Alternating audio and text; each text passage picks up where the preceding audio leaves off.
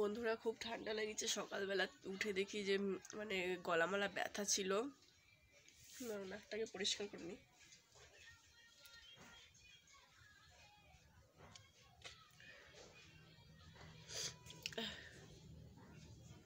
তো সকালবেলায় উঠে গলা ঠলা ব্যথা ছিল, গা পা কেমন ম্যাচ ম্যাচ করছিল। তারপরে দেখি 4-5টা হাঁচি হলো। তারপরে শরীরটা এত খারাপ লাগছে, চোখ টোক ঝলঝল ছলছল ছলছল করছে। দেখো, তারপরে আজকে রবিবার, বাড়ির 3জনেরই শরীর খারাপ। আমার শরীর খারাপ, আমার মেয়ের শরীর খারাপ, আমার বরের শরীর খারাপ, সবারই এই এক ঠান্ডা। মেয়ের তো কাশি, নাকের দিকে সর্দি বেরিয়েই যাচ্ছে। আর তোমাদের দাদাভাই তো গলা ব্যথা ছিল, ভাতও গিলতে পারছিল না। তারপরে রাত্রিবেলায় 200 টাকার ওষুধ নিয়ে এসে খাওয়ার পরে এখন বলে একটু ঠিক আছে।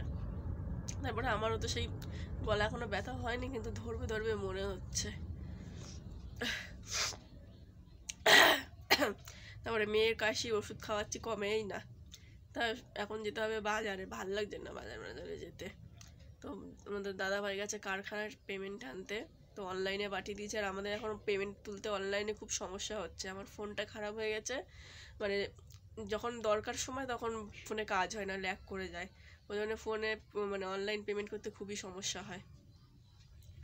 আর মেয়ে গেছে আঁকতে, ওরও শরীর ভালো না, ওর যেতে ইচ্ছা, ও যাবে না ঘ্যানাচ্ছিল, কিন্তু জোর করে পাঠিয়েছি। তারপর আবার দিদিমণি বললো যে মাইনে বাড়াতে হবে। আগে স্কুলে পড়তো না, তখন 1 মাইনে নিত, এখন স্কুলে ভর্তি হয়েছে, এখন আবার মাইনে বাড়াতে হবে। দিয়ে কাজের আমাদের ঠিক নেই, এবার সব দিকে চাপ পড়ে গেছে। তার মধ্যে ইউটিউবেও সমস্যা হচ্ছে। তোমাদের তো বলিনি এখনও, ওই জন্য তো আমি ভালো করে ভিডিও বানাতে পারছি না, মন খারাপ। গুগল অ্যাডসেন্সের জন্য অ্যাপ্লাই করেছিলাম, 1 মাস হয়ে 1 মাস 5 দিন হয়ে গেল, এখনও অ্যাডসেন্স আসেনি। তো একটা ইমেল ঢুকেছিল,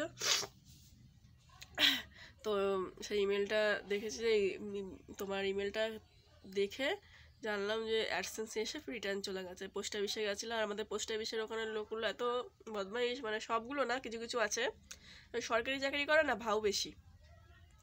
সে একটা মহিলা ছিল, সেই মহিলাটার কাছে জিজ্ঞাসা 21 দিনের আগেই গিয়ে জিজ্ঞাসা করেছিলাম যে গুগল থেকে কোনো অ্যাডসেন্স এসছে। তখন বলে কি, না ওরকম আসেনি, আসলে ফোন করে জানায় দেওয়া হবে, ফোন নাম্বার দেওয়া আছে তো জানায় দেওয়া হবে। তার কোনো জানায়ও নি, কিছু না। তারপরে হচ্ছে 1 মাসের মাথায় গিয়ে খোঁজ নিচ্ছে, তখন ওই ইমেলটা দেখালাম, বলে ফেরত চলে গেছে। এবার কি করে অ্যাপ্লাই করবো না করবো কিছু জানি না, আর পাবো কি না, ওই জন্য মনটা ভেঙেও গেছে, ভাল লাগে না।